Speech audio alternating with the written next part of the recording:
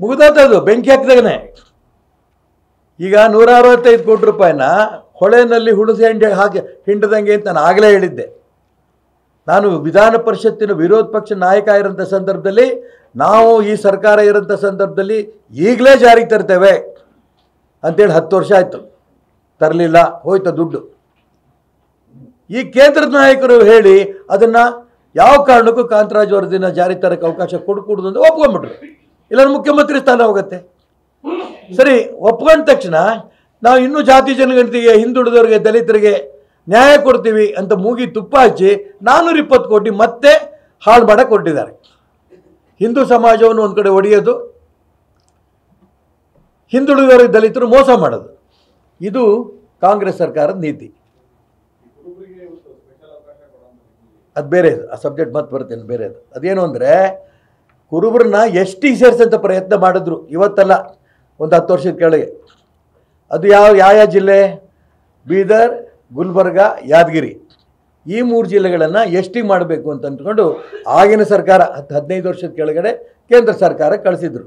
ಇವತ್ತಿನ ರಾಜ್ಯದ ಮುಖ್ಯಮಂತ್ರಿಗಳು ಅದನ್ನು ಮತ್ತೊಂದು ಮೀಟಿಂಗ್ ಮಾಡಿ ತಾವೇ ಎಸ್ ಟಿ ಸೇರಿಸಂತ ಇದರಲ್ಲಿ ಯಶಸ್ವಿ ಆಗ್ತಿದ್ದೀವಿ ಅಂತ ತೋರಿಸಂತ ನಾಟಕ ಮಾಡ್ತಿದ್ದಾರೆ. ಕೇಂದ್ರ ಸರ್ಕಾರ ಕ್ಲಾರಿಫಿಕೇಷನ್ ಕೇಳಿದ್ದಾರೆ, ಅವಾಗ ಕಳಿಸಿರೋಂಥ ಇದ್ರ ಬಗ್ಗೆ ನಿಮ್ದೇನು ಅಂತ ಕ್ಲಾರಿಫಿಕೇಷನ್ ಕಳಿಸ್ಬೇಕಾದಂಥ ಮೀಟಿಂಗ್ ಇದು. ಇವತ್ತಿಗೆ ಏನು ಕುರುಬರಿಗೆ ಬಹಳ ನಾನು ಉದ್ಧಾರ ಮಾಡ್ತೀನಿ, ಅನುಕೂಲ ಮಾಡ್ತೀನಿ, ಟಿ ವಿಗಳೆಲ್ಲ ನೋಡ್ಕೊಬಂದೆ ಬರ್ತಾ ನಾನು, ಸಂಬಂಧವೇ ಇಲ್ಲ. ಹಿಂದೆ ಏನು ಸರ್ಕಾರಗಳು ಕಳಿಸಿತ್ತೋ ಆ ಸರ್ಕಾರದ ಕ್ಲಾರಿಫಿಕೇಷನ್ ಕೇಳ್ತಾರೆ. ಅದು 3 ಜಿಲ್ಲೆಗೆ, ಇಡೀ ರಾಜ್ಯದ್ದು ಅಲ್ಲ. ಮೋಸ, ಕುರುಬರಿಗೂ ಮೋಸ ಮಾಡೋಂಥ ಒಂದು ವ್ಯವಸ್ಥೆ ಇದು. ನೀವು ಹೇಳಿದ ಸರಿ ಇದೆ. ಇಷ್ಟೇ ಸ್ಪಷ್ಟವಾಗಿ ಸಿದ್ದರಾಮಯ್ಯನವ್ರು ಹೇಳಿದ್ದಾರೆ, ಬಾಯಲ್ಲಿ ಹೇಳ್ತಿದ್ದಾರೆ, ಫಾರ್ಮಲ್ಲೇನಿದೆ ಬರಿಬೇಕಾಗ ಹಂಗಿದೆಯಾ? ಅದಕ್ಕೋಸ್ಕರ ಹೇಳ್ತಿರೋದು ನಾನು. 28 ಅಲ್ಲ, 50ಕ್ಕೂ ಹೆಚ್ಚಿಗೆ ಜಾತಿಗಳಿಗೆ ಕ್ರಿಶ್ಚಿಯನ್ ಅಂತ ಹೇಳ್ತಾರೆ. ಕುರುಬ ಒಂದೇ ಅಲ್ಲ, ಆದಿ ಆಂಧ್ರ ಕ್ರೈಸ್ತರು, ಆದಿ ದ್ರಾವಿಡ ಕ್ರಿಶ್ಚಿಯನ್ರು, ಆದಿ ಕರ್ನಾಟಕ ಕ್ರಿಶ್ಚಿಯನ್ರು, ಕಂಪ್ಲೀಟ್ ಬರ್ದಿದ್ದೀನಿ ನೋಡ್ರಿ. ಇದನ್ನು ವಿಡ್ರಾ ಮಾಡಿ.